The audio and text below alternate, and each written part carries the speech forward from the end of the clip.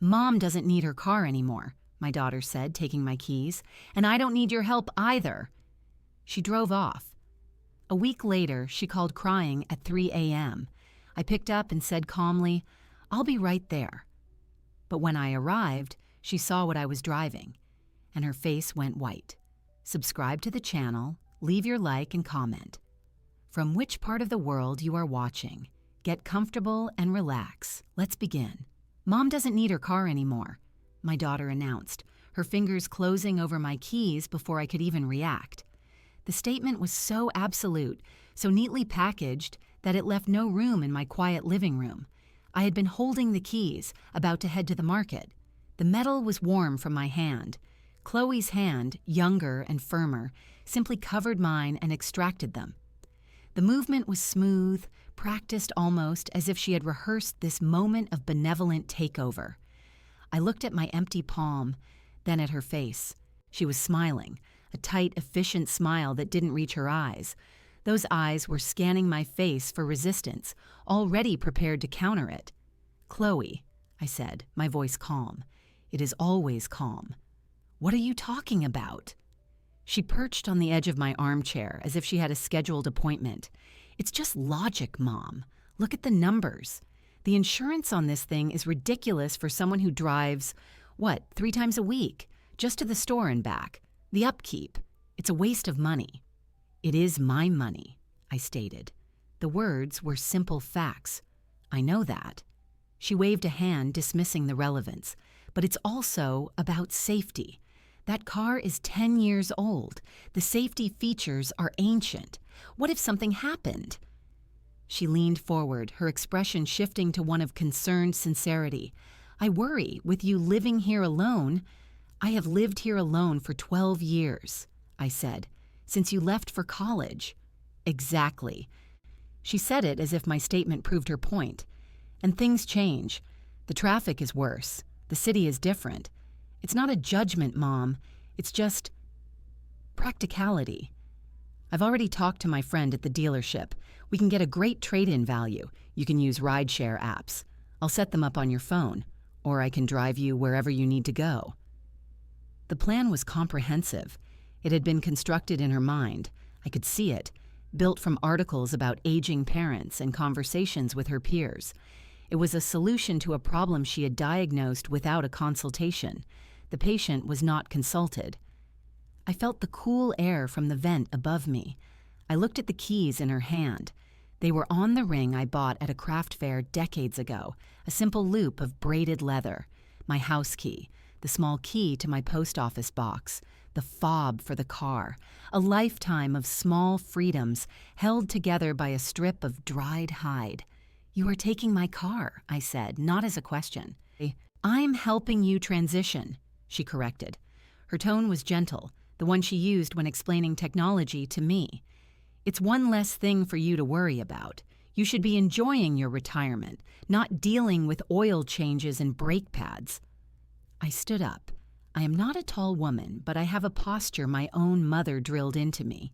I drew myself to my full height, feeling the ache of years in my knees, a detail I did not reveal. "I enjoy driving. It is not a worry. It is an activity. It is my independence." Chloe stood too, a mirror of my movement but faster, full of impatient energy. "Mom, be realistic. How often do you really need to drive? For emergencies, you call 911. For groceries, they deliver. For doctor's appointments, I can take you. It's smarter. It's safer." The words realistic and need hung in the air between us. They were small, sharp words. They defined my world as she saw it, a narrow space between emergencies and deliveries, a life reduced to needs, not wants, a life where wanting to drive to the river to watch the water or to the library on a whim, or simply to know I could, was not realistic. "This is not a discussion, is it?" I asked. My voice was still quiet, but it had lost its soft edge. She hesitated just for a second. She saw something in my face, perhaps the steel that lay beneath the silver hair, but she was committed to her course. "I've already handled the paperwork to transfer it to my name. The insurance switch is pending. It's really for the best. You'll see. The finality was administrative. She had not just taken my keys, she had dismantled my ownership. While I was baking lemon bread or pruning the rose bushes, she had been on the phone, signing digital forms, solving the problem of me. She walked to the front door. I followed, not because I wanted to see her go, but because it was my house, and I see my guests to the door. It is a habit of courtesy. On the porch, the afternoon sun caught the silver in my hair and the gloss on my car, parked neatly in the driveway. It was a sensible sedan, dark blue, washed every other Sunday. It was reliable. It was mine. Chloe pressed the fob. The car chirped, a sound I knew as well as my own breath. She opened the driver's door. "I'll drop off some groceries for you tomorrow, okay? And we'll get those apps installed." She did not wait for an answer. She slid into the seat, my seat, and adjusted the mirror. I saw her quick, efficient movements through the windshield. She did not look at me again. The engine started with a familiar purr. She backed out of the driveway with the confident ease of someone who believes they are doing the right thing. I stood on the porch and watched my car move down the street. The sound of the engine faded, swallowed by the ambient noise of the neighborhood. A dog barked. A lawnmower whirred in the distance. The world continued, unaffected. I looked down at my key ring, which she had left on the small table by the door. Only 2 keys remained now, dangling from the braided leather. The house key, the post office box key. The loop where the car key and its fob had hung was empty, a small leather-lined void. I picked up the ring. The leather was worn smooth in places. It felt light, insufficient. I closed my fist around it. The teeth of my house key pressed into my palm, a hard, familiar geometry. It was the only proof left that I was allowed to come and go as I pleased.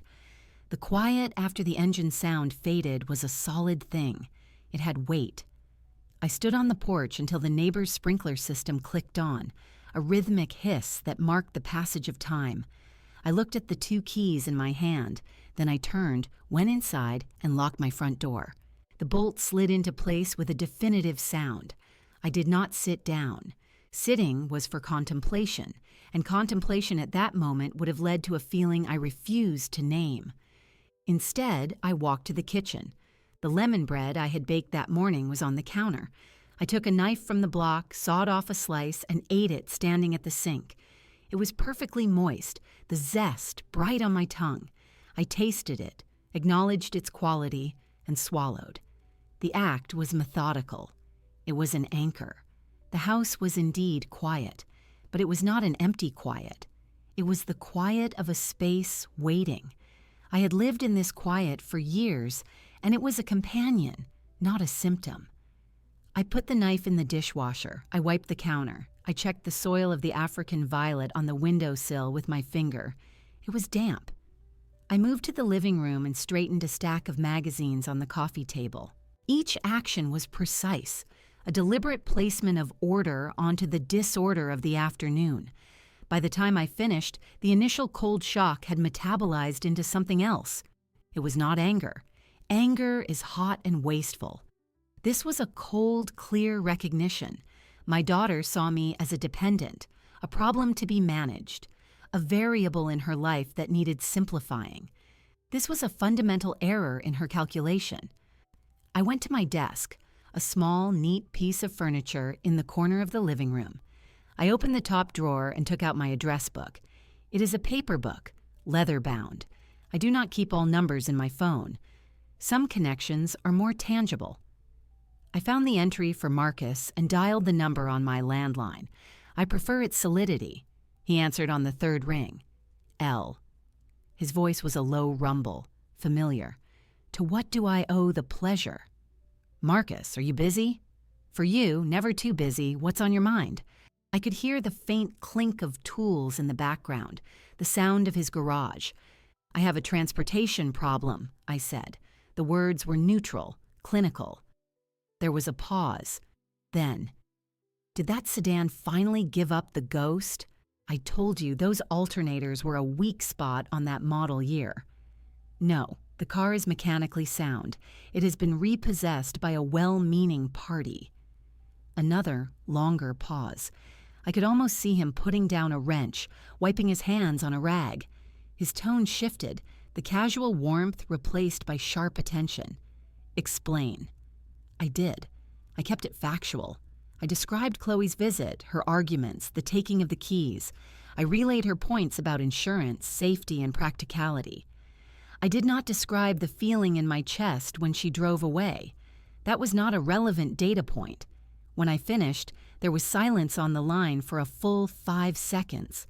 Then Marcus let out a long, slow breath. She did what? You heard me correctly. That's audacious. He chose the word carefully. I could hear the disapproval beneath it, and something else, a protective anger that was not mine to feel, but was offered nonetheless. It is a solution she devised, I said. It is, in her view, logical. Logic my foot, Marcus grumbled. That's condescension wrapped in a spreadsheet. What are you going to do about it? That was the question. It hung between us over the phone line. I looked out the window at my empty driveway. I am not going to argue. Arguing would mean accepting her premise, that this is a subject for debate. It is not. Good, he said, approval in his voice. So, action. I require an alternative, I stated, one that exists outside of her spreadsheet. He was quiet again, thinking. I heard him move, a door sliding open.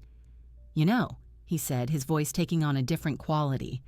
I've been tinkering with that old project out back. The one you said was a death trap a few years ago. I remembered. A large, angular frame he had acquired, covered in a tarp. He had been slowly restoring it for years, a hobby he said kept his hands and mind sharp. I had seen glimpses of chrome and black enamel. I recall, you said it was a youthful indulgence. A man can have more than one youthful indulgence in his life, he replied, and I could hear the smile in his voice. This one's all grown up now, runs like a dream. More importantly, it's insured in my name. It's registered, it's legal.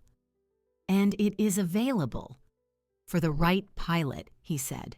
It requires a certain attitude, respect, not fear.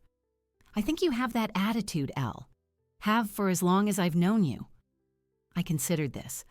Marcus and I had been neighbors for 15 years, before he moved to a house with a larger workshop. We had served on the community board together. He had fixed my garbage disposal.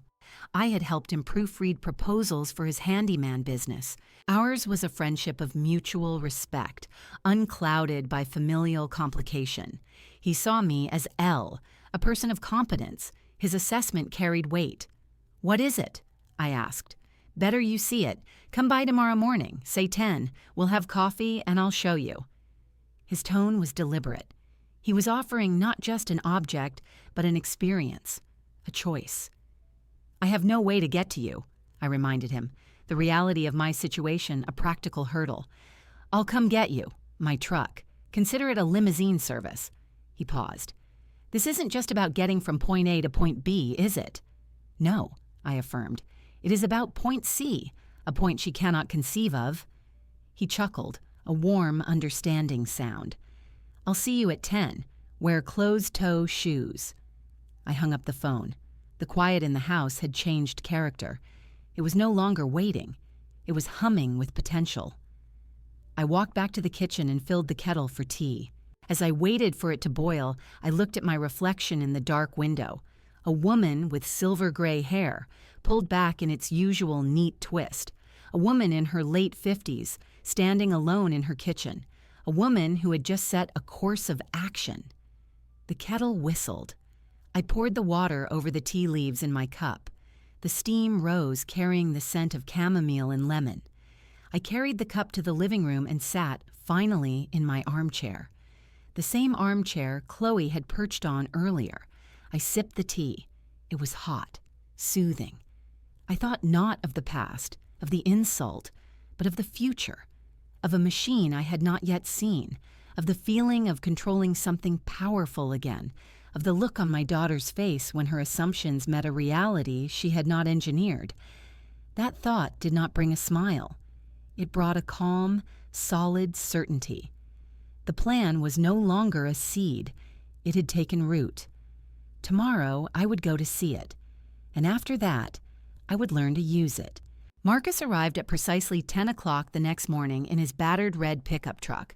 I was waiting by the front door wearing the sturdy leather shoes I used for gardening. He gave a short, friendly beep of the horn, and I walked out, locking the house behind me. The empty driveway was just a fact now, not a wound. "Morning, Ella," he said as I climbed into the passenger seat. The cab smelled of oil, coffee, and sawdust. "Ready for your field trip?" "I am ready to assess an alternative," I replied, fastening my seatbelt. He grinned and pulled away from the curb. We drove across town to a more industrial area, where he now lived in a house with a large, detached garage. The garage doors were closed. He parked, hopped out, and led me not to the house, but around the side to a tall gate in a wooden fence. He unlocked it with a key from his chain. "After you," he said, swinging the gate open. I stepped through into a long, narrow concrete yard behind the garage. It was neatly organized with racks of lumber, stacks of tiles, and various projects under tarps. At the far end, parked on a clean section of concrete, was a vehicle covered by a fitted canvas cover. Marcus walked past the other items directly to it. "All right," he said, rubbing his hands together. "No more mystery." He took hold of a corner of the cover and, with a practiced flick, pulled it off. The machine underneath was not a car. It was a motorcycle, but not a small, buzzing thing. It was large, substantial. The body was a deep, glossy black. The fuel tank and fenders were a classic rounded shape, trimmed with clean lines of chrome. The leather seat was a deep brown, well creased, but clearly maintained. It looked both antique and perfectly current. It did not look like a death trap. It looked like a statement. I walked closer. "This is your project." 1972 Harley-Davidson Sportster, Marcus said, his voice proud but quiet. "I've had her for years, full mechanical restoration. Everything works. New tires, brakes, electrical. She's safe. She's registered and insured, like I said." I circled it. It was lean and powerful looking. It was the antithesis of a sensible sedan. "You think I can operate this?" "I know you can," he corrected. "It's a machine. It has rules. You learn the rules. You apply them with focus and respect, and it responds. That's all. It's not about strength. It's about balance and clutch control. You're a precise person, Elle. That's what this requires." I placed a hand on the leather seat. It was firm. "What is the process?" "First, you look it over. You learn what every control does while it's standing still. Then we push it around the yard so you feel its weight. Then I'll start it, and you'll sit on it and get the feel of the engine. We go step by step. No rushing." His methodology was logical. It appealed to me. This was not a reckless act. It was a skill to be acquired. And the legalities? My license. "You have a regular driver's license? No motorcycle endorsement?" I shook my head. "For now, that's fine for practice here in the yard. It's private property. If you decide to take it on the road, we'll get you a learner's permit. You'll take the safety course. All above board. This isn't about cutting corners, Elle. It's about building capability." I nodded. That was correct. My response to Chloe would not be rooted in illegality or genuine danger. It would be rooted in superior, demonstrable competence, achieved properly. Proceed with the lesson. The next 2 hours were methodical. Marcus showed me the clutch lever, the gear shift, the foot brake, the hand brake, the throttle, the ignition. I repeated their functions back to him. We pushed the motorcycle back and forth across the concrete. It was heavy, but its weight was balanced. Once it was moving, it wanted to stay upright. I understood the principle. Then he started it. The engine erupted into a low, rhythmic rumble that I felt in my chest. It was not a noisy roar, but a deep, contained thunder. He let it idle for a moment, then shut it off. Your turn. I remembered the sequence. I mounted the bike, my feet flat on the concrete. I found the ignition, turned the key. I pulled in the clutch lever with my left hand. I pressed the starter button with my right thumb. The engine came to life beneath me. The vibration traveled up through the seat and the handlebars, a constant, powerful hum. I adjusted my grip. I looked at the gauges. The needle on the tachometer quivered. I understood in that moment the appeal. It was not just transportation. It was control. It was a direct connection between intention and motion, with no metal cage in between. Good, Marcus said, standing in front of me. Now just feel it. Get used to the vibration. Listen to the engine. This is what it sounds like when it's happy. I sat there for several minutes, hands on the grips, listening. The machine was alive. I was in charge of it. The feeling was the opposite of helplessness. We practiced for the rest of the morning. With Marcus walking beside me, I learned to ease out the clutch just enough to make the bike creep forward, then stop. We did this over and over, in a straight line, finding the friction point. My movements were cautious at first, then more deliberate. I did not try to go faster. I tried to be smoother. When we stopped for a break, my hands were tingling from the vibration, and my legs felt the effort of balancing the weight. I was not tired. I was energized. You're a natural, Marcus said, handing me a glass of water. Serious focus. It is a logic puzzle, I said, a physical one. I took a drink. How long before I could ride it on the street? Competently. He considered. With practice every other day? A couple of weeks to be solid.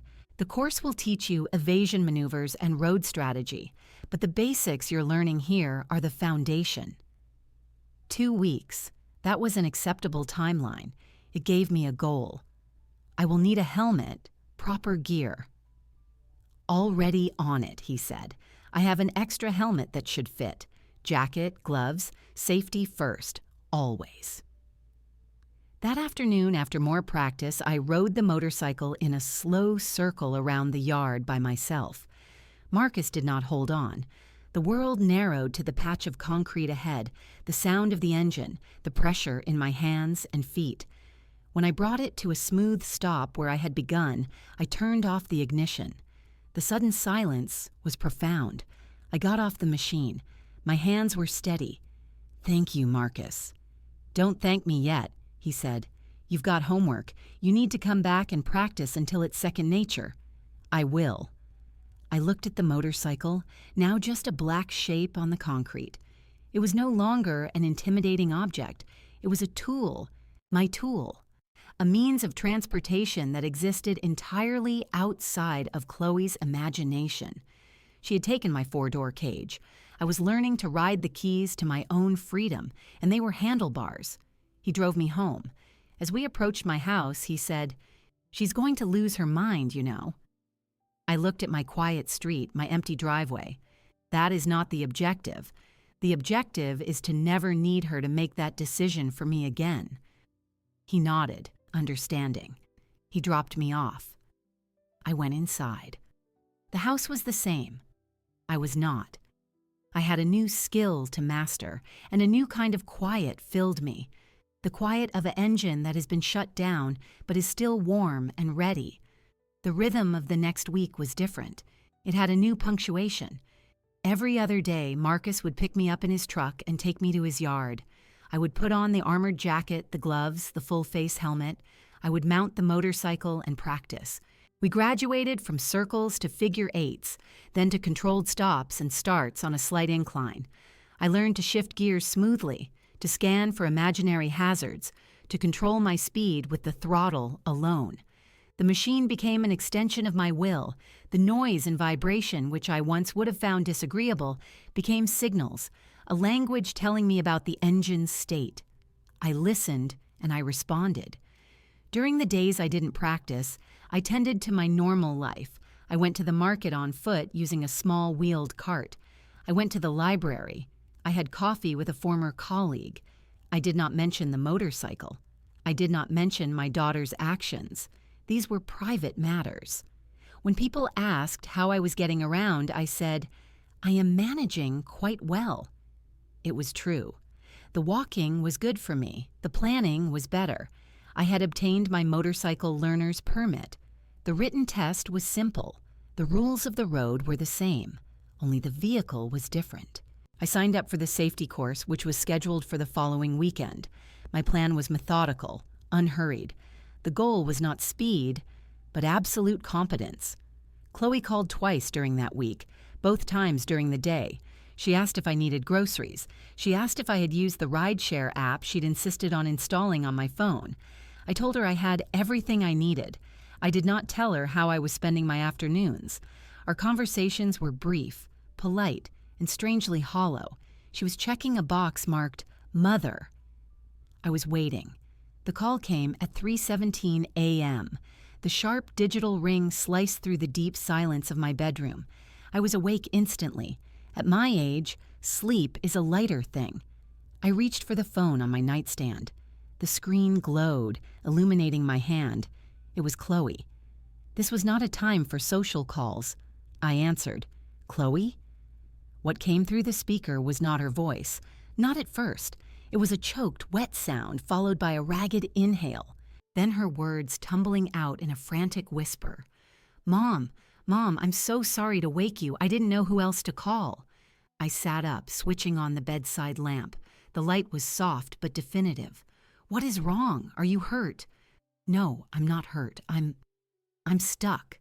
My car. It's dead, completely dead. I'm in the parking lot of that all-night diner off the highway, the one by the old mall. It's so dark over here." Her voice hitched. "I've called 3 people. Jake is out of town. Sarah isn't answering. Mike said he just got to bed and has a dawn shift. Everyone is unavailable." The last word was a sob, stifled but audible. It was the sound of a person whose efficient modern support system had just returned a blank screen. I felt a cold clarity settle over me. This was the intersection. Her crisis, my capability. The plan I had been building met the opportunity I had on some level known would come. The maternal part of me, the deep, unconditional engine, engaged immediately. The hurt part of me observed, calm and analytical. "Are you safe where you are?" My voice was even. It was the voice I used when she was little and had skinned a knee. "I think so. It's just really dark and creepy, and it's starting to rain. I'm sitting in the car, but the battery is totally flat, so no lights, no heat. I'm scared." She sounded young, younger than she had in years. "Lock the doors. Do not open them for anyone. I will be right there." There was a stunned silence. Then, "But how? Mom, you don't have a car." "I will be there," I repeated, leaving no room for debate. "Stay in the vehicle. I will find you." "Oh, okay." Another sob, this one of relief mixed with shame. I could hear it. "Thank you. I'm so sorry. We will discuss it later. Sit tight." I ended the call. The room was quiet again, but charged. I looked at the clock. 3:19 a.m. I placed the phone back on the nightstand. I did not rush. Rushing implies panic, and I was not panicked. I was executing. I got out of bed. I walked to my closet and selected clothes. Dark jeans, a warm sweater, thick socks. I dressed with deliberate care. I brushed my hair and secured it in a tight, low bun at the nape of my neck. I went to the hall closet where I now kept my gear. I took out the motorcycle jacket, the helmet, the gloves. I laid them on the living room sofa. Then I went to the kitchen. I filled a thermos with hot water from the dispenser on the sink. I dropped a tea bag into it. I placed the thermos, a granola bar, and a small first aid kit from the bathroom into a small backpack. I zipped it closed. I returned to the living room and put on the armored jacket. It was heavy, reassuring. I zipped it up. I pulled on the gloves, flexing my fingers to settle the leather. Finally, I picked up the helmet. I looked at my reflection in the dark window. A silver-haired woman in black armor holding a helmet. The image was not one of frailty. I did not feel triumphant. I felt focused. The next steps were logistical. I would need to call Marcus. He kept his phone on for emergencies. He would need to bring the motorcycle to me. I would ride from here. It was time for the practice to become real. I picked up my phone again. The screen glowed, a portal to the night, to the frightened young woman in a dead car, and to the machine that would bridge the distance between us. I dialed Marcus. He answered on the second ring, his voice alert, not sleepy. "Elle, everything all right?" "The call came," I said. "I need the bike. Now." Marcus arrived 20 minutes later, riding the motorcycle. The deep rumble of its engine announced his presence long before the headlights swept across my driveway. He pulled up to the curb, killed the engine, and dismounted. He was wearing his own gear, a weathered leather jacket. The rain he had mentioned was just beginning, a fine, cold mist that caught in the streetlight's glow. "Here she is," he said, his breath forming a small cloud. He handed me the key. "Tank's full. You good on the route?" "I have mapped it," I said, taking the key. It was cool in my gloved hand. "The diner off the 47 by the old mall. Approximately 7 miles. Light traffic this time of night, but watch for trucks on the highway access road. The rain will make the painted lines slick."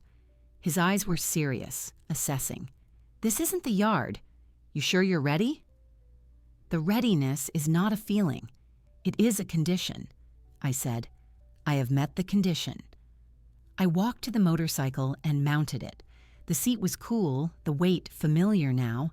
I put the key in the ignition. I fastened the chin strap of my helmet. I looked at him.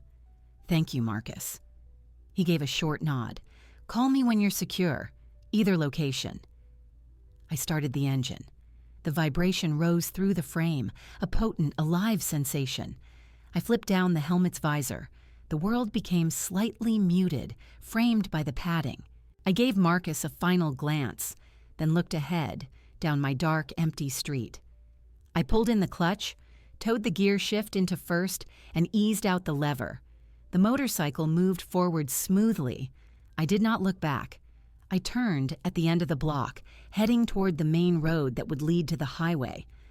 The night swallowed the sound of Marcus's truck starting behind me. He would follow at a distance, a silent guardian, but this was my ride. The city at 3:45 a.m. is a different organism. The traffic lights cycled for no one. Storefronts were dark eyes.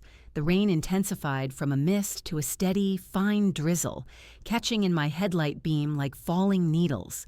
The tires hissed on the wet asphalt. I increased my speed cautiously, shifting up through the gears, my movement smooth from practice. The engine's rhythm was a steady drumbeat under the patter of rain on my helmet. I was intensely aware of everything. The feel of the handlebar grips in my hands, the pressure of the wind against my chest, the way the motorcycle wanted to stay upright, a gyroscopic truth I now trusted. I scanned the road ahead, my eyes moving from the path directly in front of me to the middle distance, watching for sudden glimmers of red brake lights, for the shadow of a crossing animal. My mind was clear. There was no room for anything else but the operation of the machine and the navigation to the destination. I merged onto the access road for the highway. A few large trucks rumbled past, their wakes buffeting me with a blast of air and spray. I held my line, firm and steady, leaning slightly into the wind. The yellow streetlights passed in a rhythmic strobe, illuminating the rain-slicked road in intervals. I thought of Chloe, sitting in the dark, silent shell of my former car. I thought of her panic, her fear.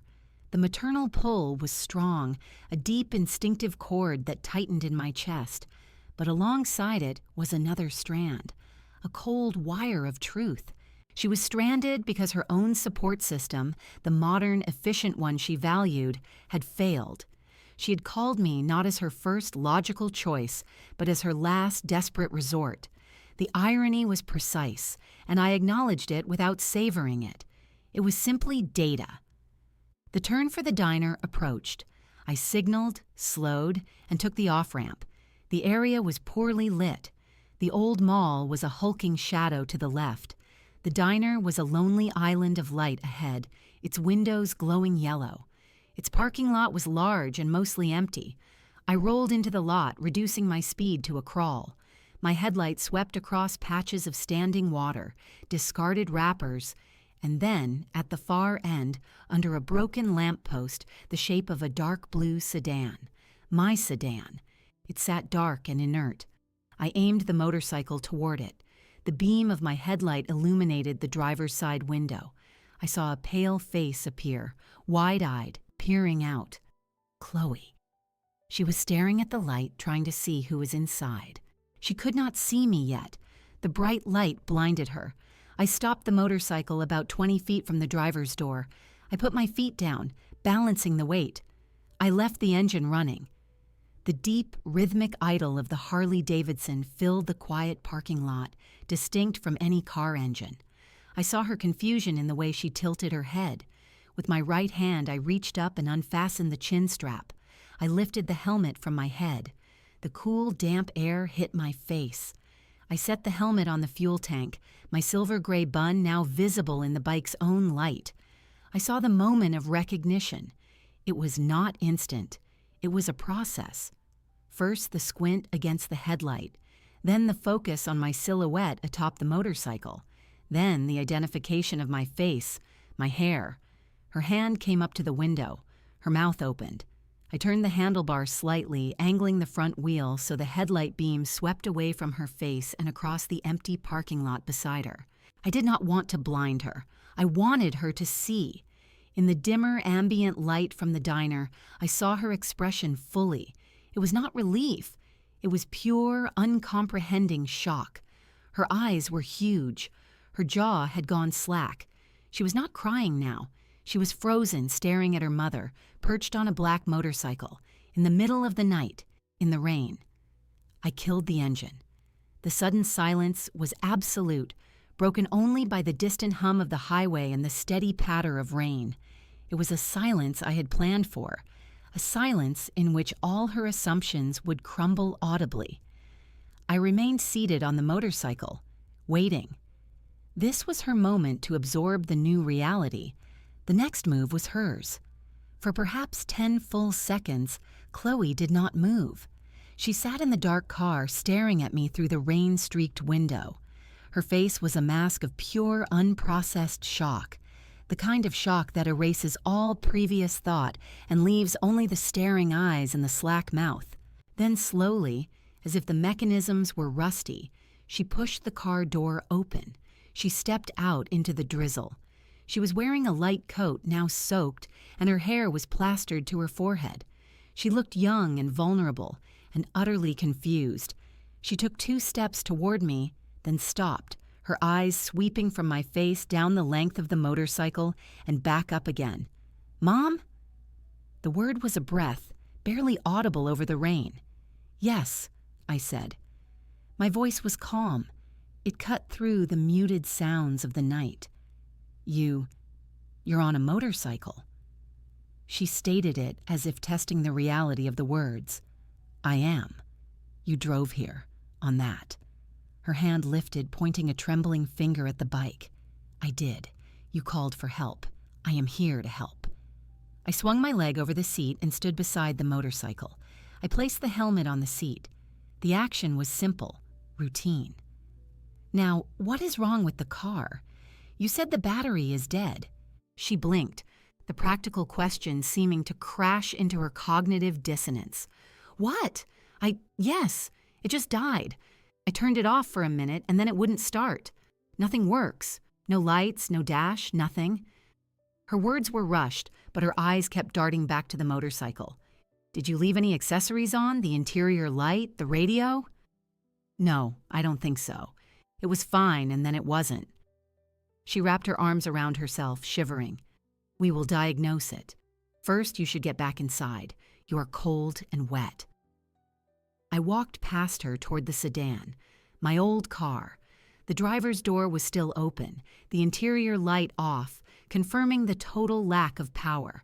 I peered inside. Nothing appeared out of place. "Do you have jumper cables?" "In the trunk," she said, but she didn't move. She was still standing in the rain, watching me. "Mom, where did you get a motorcycle?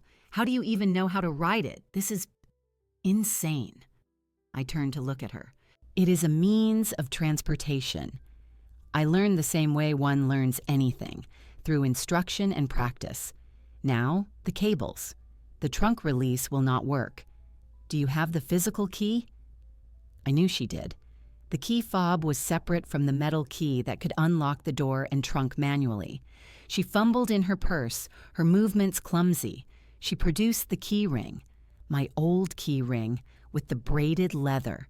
My house key was gone, removed.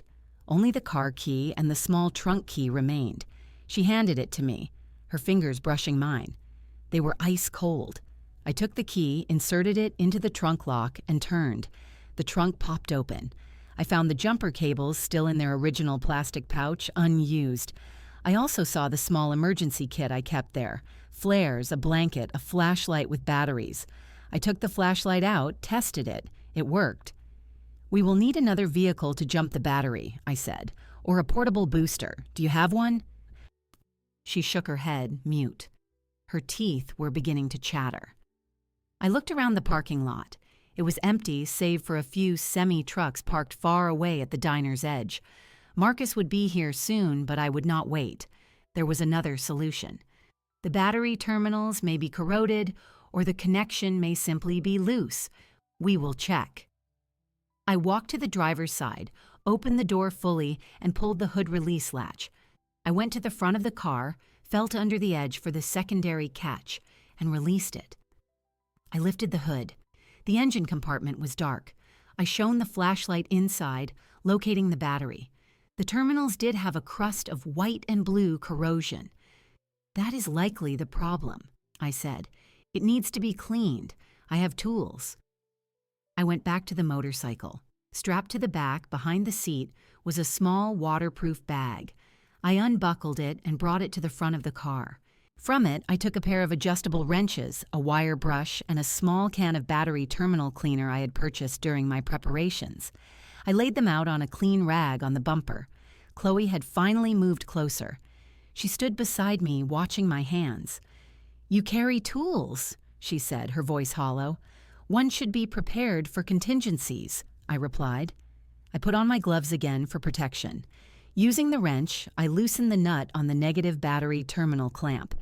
I carefully pried the clamp off and set it aside. I repeated the process with the positive terminal. I sprayed the cleaner on the wire brush and scrubbed the inside of the clamps and the battery posts until the metal shone clean and bright. I worked methodically, without hurry. The rain fell lightly on my back, but the jacket was waterproof. Chloe did not speak. She simply watched. Her shivering had lessened, replaced by a still, tense absorption. After cleaning, I reattached the positive clamp first, tightening the nut firmly, then the negative. I closed the battery terminal covers. "Now try it," I said, stepping back. Chloe moved like an automaton. She got into the driver's seat, put the key in the ignition, and turned it. The dashboard lit up. The familiar chime sounded. The engine turned over once, twice, and then roared to life. Headlights blazed from the car, illuminating the rain and the black shape of the motorcycle standing before it. She left it running and got back out. She stared at the idling car, then at me, then at the tools in my hands. The magnitude of the situation was settling upon her. Her mother had not arrived helpless, needing to call a tow truck she could not afford. Her mother had arrived on a roaring machine with tools and had fixed the problem in under 10 minutes. I wiped the tools with the rag, put them back in the bag, and returned the bag to its place on the motorcycle. I picked up my helmet. "The car should run now," I said. "The battery may need replacing soon, but it will get you home. You should drive directly there. The terminals were the issue." Chloe found her voice, but it was thin, strained. "You're just going to get back on that thing and ride away." "No," I said, securing the helmet strap. "You are going to drive home. I will follow you to ensure you arrive safely." I put on my helmet, fastened the strap, and mounted the motorcycle. I started the engine, its rumble a lower, more visceral counterpoint to the sedan's smooth idle. I gave Chloe a single nod, visible through my visor. She stood by her car door for another moment, then slowly got inside. She closed the door. The headlights of my old car illuminated the rain falling between us. She put the car in drive and began to pull out of the parking lot. I followed, maintaining a safe distance of several car lengths. The rain made the road surfaces reflective, turning streetlights into long, wavering streaks of gold. My focus narrowed to the twin red taillights ahead of me and the feel of the wet road beneath my tires. The drive to her apartment was about 15 minutes. I was aware of Marcus's truck somewhere behind us, a distant shadow, but my attention was fixed forward. Chloe drove cautiously, well below the speed limit.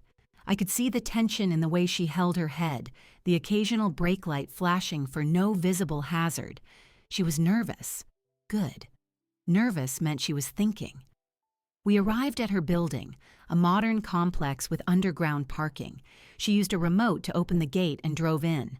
I followed the sedan down the ramp, the sound of the motorcycle engine echoing off the concrete walls. She parked in her assigned spot. I stopped the bike in the aisle beside her, killed the engine, and removed my helmet. The underground garage was silent except for the drip of water from our vehicles and the distant hum of a ventilation fan. The fluorescent lights cast a cold, shadowless glow. Chloe got out of the car. She did not move toward the elevator. She leaned back against the driver's side door, her arms crossed, and looked at me. Her face was pale and drawn. "You followed me to make sure I got home," she said. It wasn't a question. "Yes." "Because you didn't trust me to make it." Her voice was flat. "Because it was late, you were upset, and the road conditions were poor," I corrected. "It was the responsible action." She gave a short, bitter laugh that held no humor. Responsible.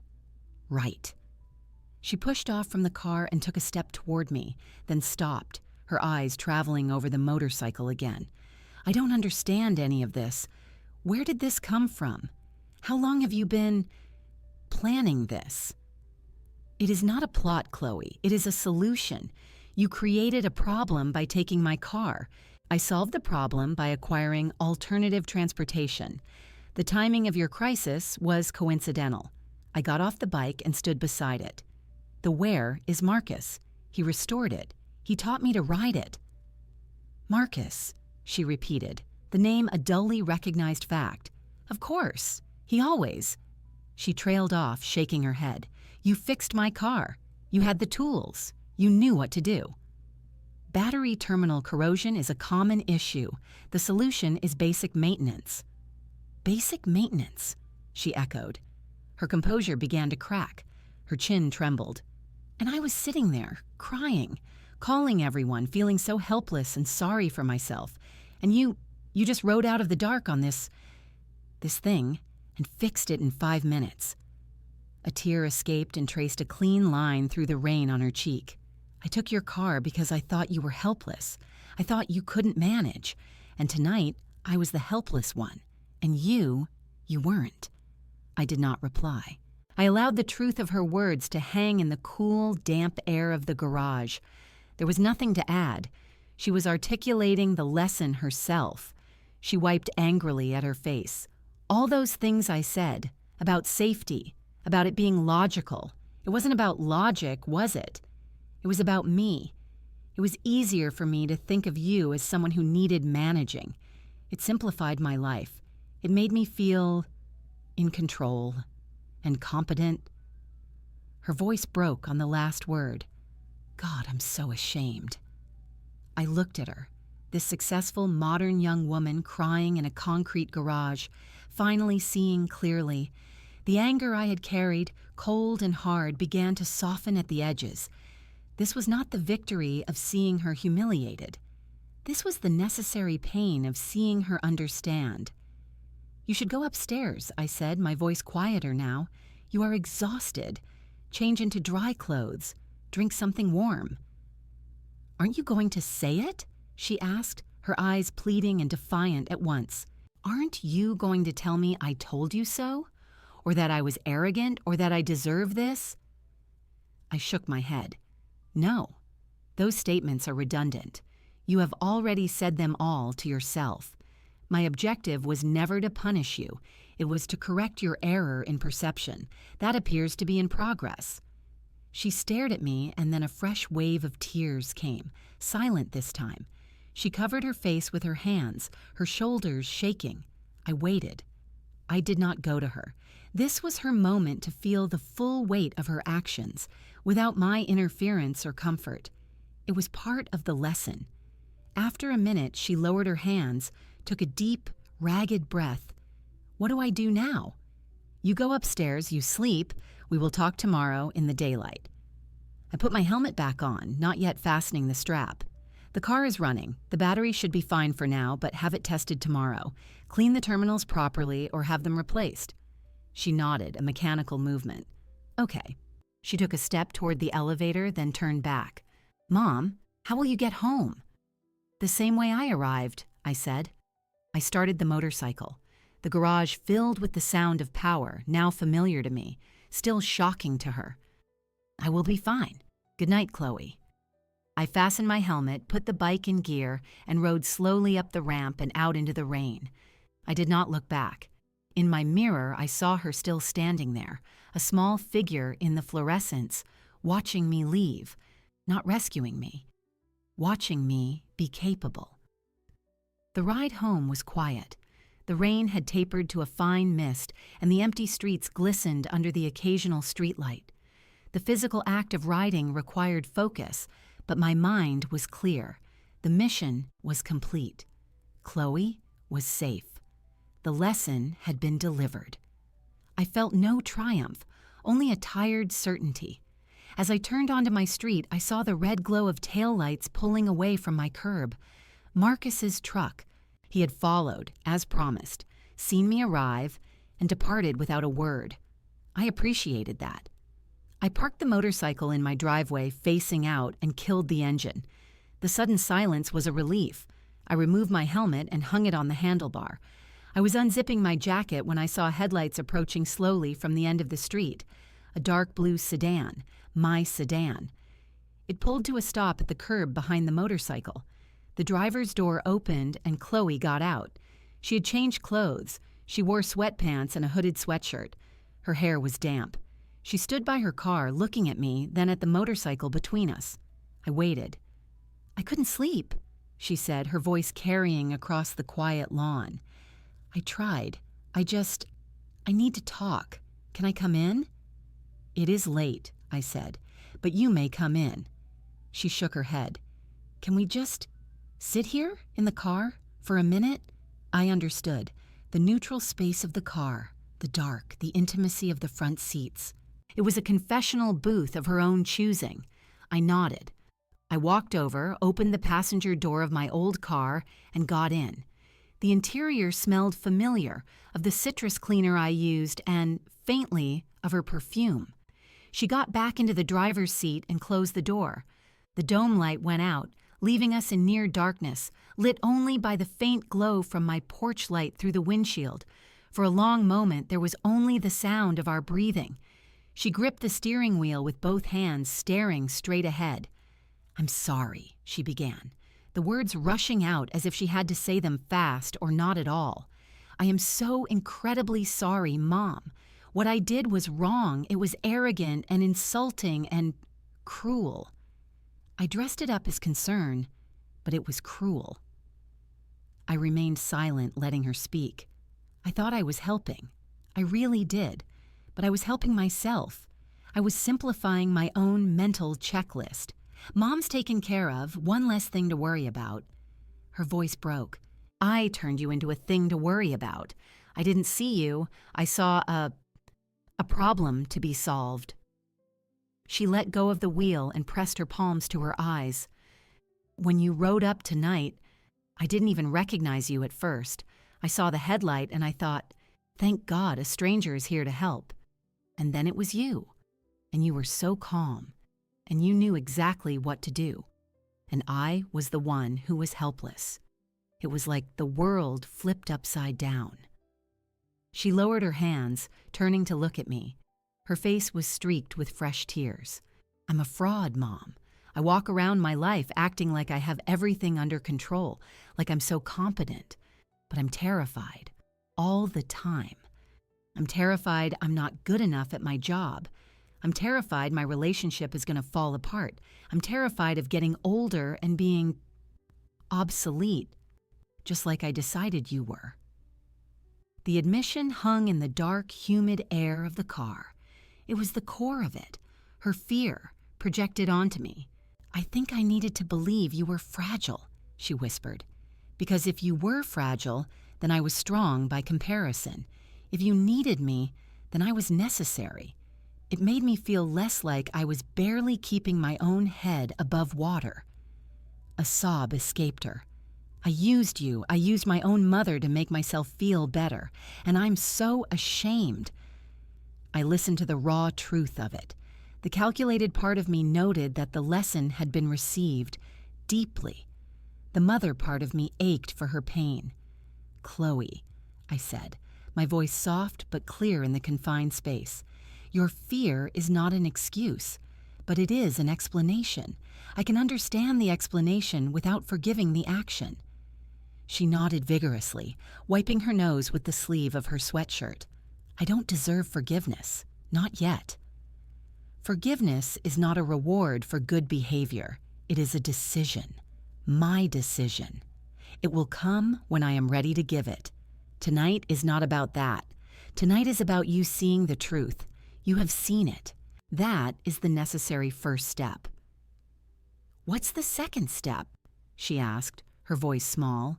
The second step is to never make that assumption about me again, or about anyone else you presume to help. See people, Chloe. See their capabilities, not just their needs, especially the people you love. She was crying openly now, silent tears streaming down her face. I see you now. I really see you. And you're formidable. I don't know how I forgot that. I reached across the console and placed my hand over hers on the center console. Her skin was cold. You forgot because you were busy and scared, and because I let you. I should have stopped you the moment you took my keys. I should have insisted. My pride was hurt, and I chose to teach a lesson instead of having a fight. We both made errors. She turned her hand over and gripped mine tightly. Can I stay here tonight? On the couch? I don't want to drive back. I don't want to be alone. I looked at my daughter, not as a problem to be managed, but as a person in genuine distress, asking for comfort. The revenge was over. The mothering remained. Yes, I said. You can stay. Come inside. I will make tea. The morning light was pale and clear, streaming through my kitchen windows. It had stopped raining sometime before dawn. I woke at my usual time, though I had slept less than usual. The house held a different quality of silence with another person in it. I dressed and went to the living room. The couch was empty, the blanket folded neatly on one arm. I heard the quiet clink of a spoon against ceramic from the kitchen. Chloe was standing at the counter pouring coffee into 2 mugs. She had made coffee. She looked up as I entered. Her eyes were puffy, but her face was clean and composed. She looked more like herself, but a softer, quieter version. I hope it's okay, she said, gesturing to the coffee maker. I found the beans. It is fine, I said. Thank you. She handed me a mug. We stood for a moment in the sunny kitchen, holding our coffee, an awkward quiet between us that was no longer charged with anger or shock, but with the aftermath. Shall we sit? I asked, moving to the small breakfast table. We sat across from each other. The sunlight fell across the table between us, a bright, clean line. She took a sip of her coffee, her eyes on the mug. I've been thinking, she began, then stopped. She took a breath and started again. I want to give you your car back. Today. I'll go get the paperwork reversed. It was never about the car for me, not really. It was about the control. And I don't want that control. I don't deserve it. I considered this. I appreciate the offer, but we should discuss the practicalities first. My original objection stands. It is a functional car. I am a functional driver. Your taking it was based on a false premise. Returning it simply restores the original status quo. It does not address the premise. She nodded slowly. The premise that you're incapable. The premise that my capabilities are yours to assess and manage. That is what must change. How do we change it? Her question was genuine, not defensive. We establish new boundaries based on observation, not assumption. For example, you may have concerns. You may voice them once as an adult to another adult. I will hear them. I may choose to act on them or not. The decision is mine. You do not get to implement solutions for me without my consent. That is not how we interact. She absorbed this. That's fair. More than fair. She traced the rim of her mug with a finger. And what about the motorcycle? What about it? Is it safe? For you, I mean, honestly. I gave a small, acknowledging tilt of my head. This was the right kind of question, a concern voiced, not a mandate issued. It is as safe as any vehicle, when operated with skill and caution. I have taken a safety course. I wear full protective gear. I ride within my limits. The risk is calculated and accepted. It is my calculation to make. She met my eyes. It scares me, the thought of you on it. But I also think it's the most incredible thing I've ever seen. You looked powerful last night. I felt capable, I said. That was the point. I see that now. She took another drink. So you'll keep the motorcycle. I will keep the motorcycle. I enjoy it. It provides a different form of independence than the car. I value both. Then you should also have the car back, she insisted. You should have both. The car for groceries and rain, the bike for whatever you want, for fun. I studied her face.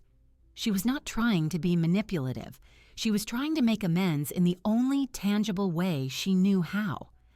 I will accept the return of the car, I said, but on one condition, anything.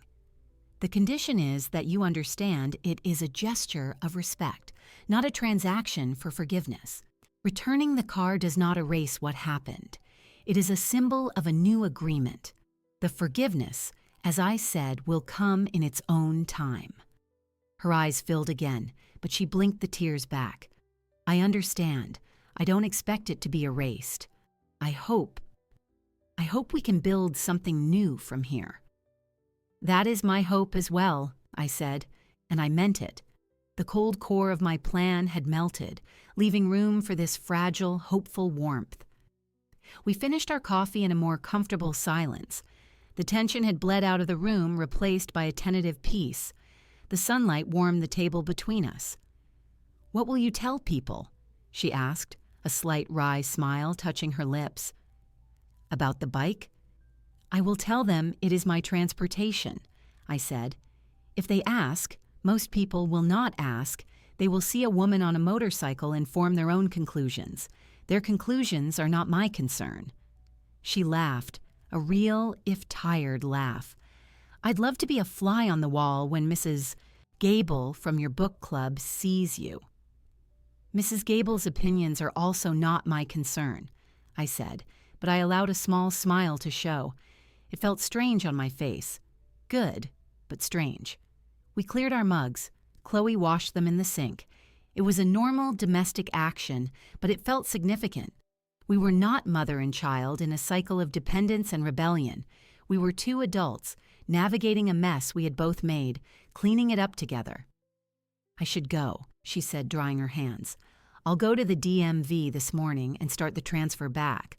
I'll bring the keys and the paperwork when it's done." "That is fine." I walked her to the door.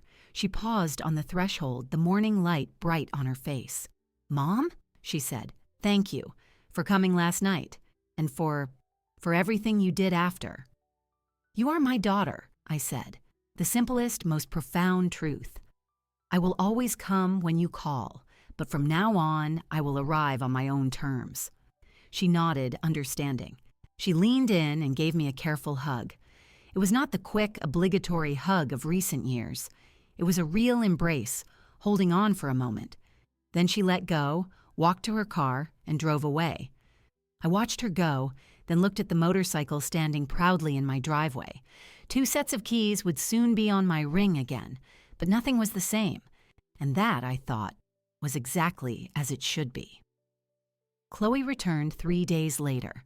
She pulled into the driveway in the dark blue sedan and parked it neatly beside the motorcycle. I was in the front garden, weeding. I saw her get out, a folder in her hand. She stood for a moment looking at the 2 vehicles side by side, the sensible sedan and the black, gleaming motorcycle. The contrast was stark. It was a visual representation of the entire situation.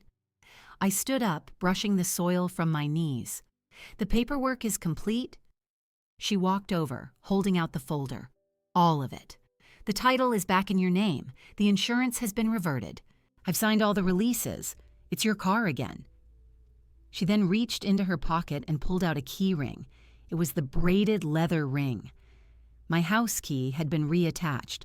The car key and fob dangled from it. "These are yours." I took the keys. The leather felt familiar. The weight was correct again. I did not immediately put them in my pocket. I held them in my palm. "Thank you for handling this." It was the least I could do. She gestured toward the motorcycle. "Have you been out riding?" "I have. The weather has been favorable. Can you show me?" The question was hesitant, respectful. "I don't mean ride it, just show me how it works." I realized I know nothing about it. I was too shocked to even see it properly the other night. This was a request for knowledge, not a challenge, an acknowledgement of my expertise. I nodded. "Of course." I walked to the motorcycle. She followed, standing a polite distance away. I began with the basics, as Marcus had with me. This is the clutch lever. You disengage it to change gears. This is the gear shift. 1 down, 4 up. Neutral is between first and second. I pointed to the brake lever and foot pedal. I showed her the ignition, the fuel petcock, the kill switch. I explained the need to check the tires and the chain tension. She listened intently, her head tilted. She asked a few practical questions about the engine size and the licensing process. Her tone was one of genuine curiosity. "Would you like to sit on it?" I asked. Her eyes widened slightly, but she nodded. "Is that okay?" "It is stable. I will hold it." I moved to the front, bracing the handlebars. She approached cautiously, then swung a leg over and settled onto the seat. She gripped the handlebars, her posture stiff. "It's heavier than it looks," she said. "The weight is low. It balances when it moves. It requires trust in physics." She sat there for a moment, her hands on the grips. She looked down at the gauges, then out over the front fender. "This is what you saw when you rode to me that night."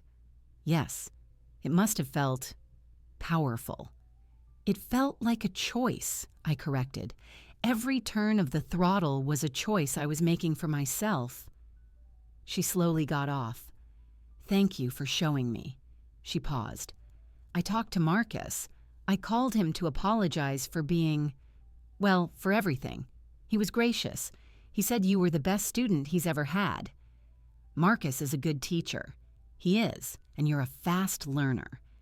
She looked at me, a complex expression on her face, regret, admiration, a new wariness.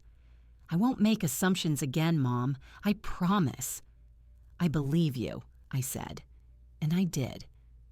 The lesson had been learned. The proof was in her careful questions, her returned keys, her presence here, trying to understand my world instead of reshaping it to fit hers. We stood there in the driveway for another minute, the sun warm on our shoulders. The 2 vehicles, so different, both represented my independence. One returned, one earned. "I should let you get back to your gardening," Chloe said. She took a step toward her own car, a small compact she had driven over. Then she turned back. "Can I take you to lunch next Saturday? My treat. No agenda, just lunch." "I would like that," I said. She smiled, a real relieved smile. "Good. I'll call you with the details." She got into her car and backed out of the driveway. She gave a small wave before driving away. I looked down at the 2 sets of keys in my hand, the leather loop, now complete, the motorcycle key on a simple steel ring. I walked into the house and to the hook by the back door where I keep my keys. I hung them both there, side by side. They made a soft metallic sound as they settled against the wall. Later that afternoon, I went for a ride. I chose a route along the river, where the road curves and the wind smells of water and pine. The machine responded perfectly to my inputs. I was alone, but not lonely. I was in control. When I returned, the house was quiet. I put the motorcycle key back on its hook. I made a cup of tea and sat at the kitchen table. The revenge was complete. It had not been violent or loud. It had been a quiet, persistent demonstration of truth. It had cost me my pride for a short time, and it had cost my daughter her illusions. What we had built in their place felt stronger. It was a relationship between 2 adults who now, finally, saw each other clearly. The phone rang. It was Marcus checking in. I told him the keys had been returned. He chuckled and said, "I guess she won't be underestimating you again." "No," I agreed. "I do not believe she will." After the call, I looked at the keys on the hook. 2 sets. 2 different kinds of freedom. One reclaimed, one newly forged. Both were mine. The story was over, but the life that came after was just continuing, on my own terms. And that was the entire point.